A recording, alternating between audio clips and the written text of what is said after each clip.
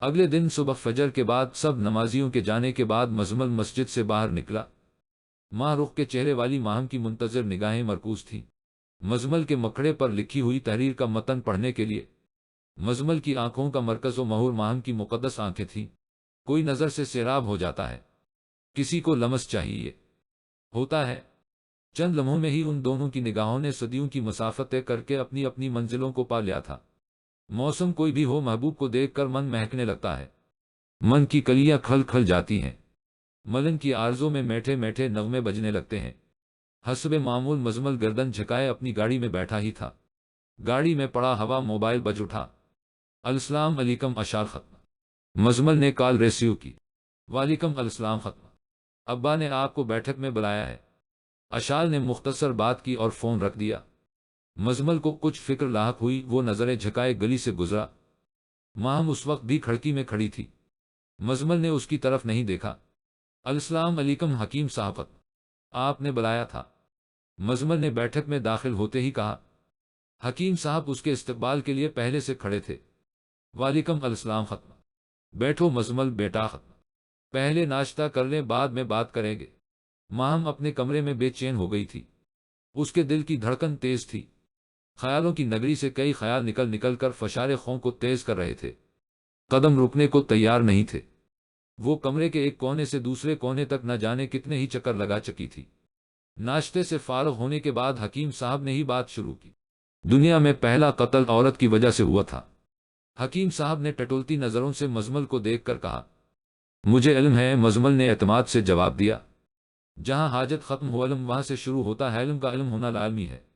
جو تم دونوں کر رہے ہو وہ غلط ہے، گناہ ہے، وہ تمہارے لیے نامحرم ہے، تم اچھی طرح جانتے ہو، اس کی نسبت کسی اور سے ہے۔ حکیم صاحب نے تحمل اور حکمت سے مزمل کو سمجھایا۔ جس منفی چیز کی نسبت اللہ کی طرف ہو جائے وہ مثبت بن جاتی ہے۔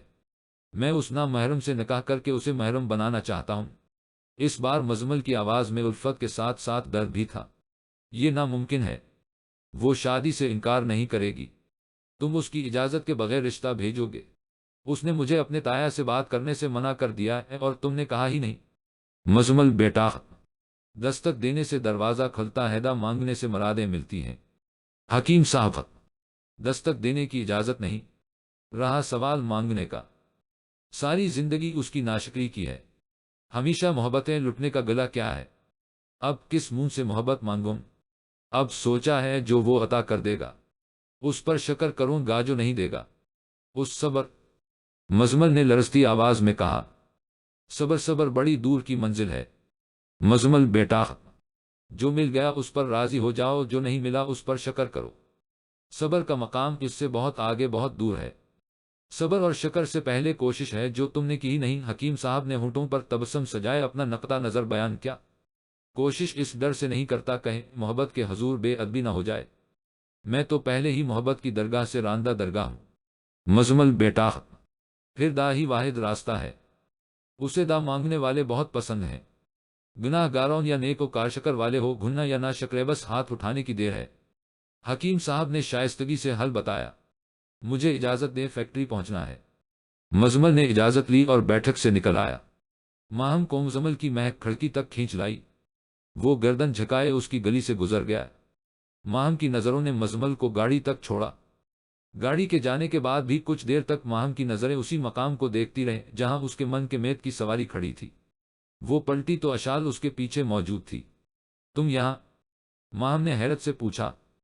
ہاں میں آنٹی اور مومنہ تمہارے کمرے میں پہلے ہی کم آتی ہیں، اب میرے آنے پر بھی پابندی لگا دو، اشال نے گھرتے ہوئے کہا۔ ایسا سوٹٹ بوٹٹ ایک دم کام ڈاؤن عاشق پہلی بار دیکھا ہے۔ مجھے یہ تو بتاؤ، محبت کی کوئی الگ کوالیفیکیشن ہے جس میں تم دونوں نے اسپیشلائزیشن کی ہوئی ہے؟ ایسی بڑی بڑی باتیں کرتے ہو تم دونوں جو میری جیسی بندی کی سمجھ سے تو باہر ہیں۔ ابا تو عالم فاضل آدمی ہے، وہ مشکل بات کرے تو سمجھ آتی ہے، سیدھی سی بات ہے۔ ایک لڑکا تمہیں محبت کرتا ہے، تم بھی اسے چاہتی ہو، تمہارا فیانسی تمہیں پسند نہیں ہے، انکار کر دو سمپل۔ ماہم تمہیں کیوں سمجھ نہیں آ رہی ہے؟ میری مثال تمہارے سامنے ہے۔ ابا نے میرے لیے کسی اور کو پسند کیا تھا؟ میں حارث سے محبت کرتی تھی، تمہیں اپنے دل کی بات بتا دی، تم نے ابا کو سمجھایا، میں نے بات کی، ابا مان گئے۔ حارث کی خواہش پر ابا نے ہمارا نکاح بھی پڑھا دیا۔ سیدھی سادھی سی لو اسٹوری۔ تمہاری محبت انگلش کے ٹینسز کی طرح بہت ہی مشکل ہے۔ اشال نے ماہم کو ڈانٹ ڈپٹ کے ساتھ لمبا چوڑا بھاشن دے ڈالا۔ ایک بات تم کتنی دفعہ کرو گی؟ جب بھی آتی ہو یہی بات لے کر بیٹھ جاتی ہو۔ کل تم نے کہا تھا تمہیں سارے سوالوں کے جواب مل گئے ہیں، آج پھر سے وہی بات ختم۔ ماہم نے سنجیدگی سے کہا۔ اشال نے سنی کر دی اور کہنے لگی، سوالوں کو چھوڑو، بس تم مہاراج کے والوں کو جواب دے دو۔ اس رشتے سے صاف انکار کر دو، انکار ہی تو نہیں کر سکتی، سارے شریکے برادری میں ابو جی کی تھو تھو ہو جائے گی، سارا شریکہ کہے گا۔ ہیڈ ماسٹر چودھری محمود کی بیٹی نے اپنے مرے ہوئے باپ کی زبان کی لاج بھی نہ رکھی۔ تم لاج رکھ لو، بھلے ہی مزمل کی محبت کا جنازہ نکل جائے، اشال نے ترش لہجے میں کہا۔ پتہ نہیں تم نے کہا تھا یا اس نے چالاکی سے محبت نہیں جیتی جاتی، تم دونوں کی باتیں بھی ایک جیسی ہی ہوتی ہیں۔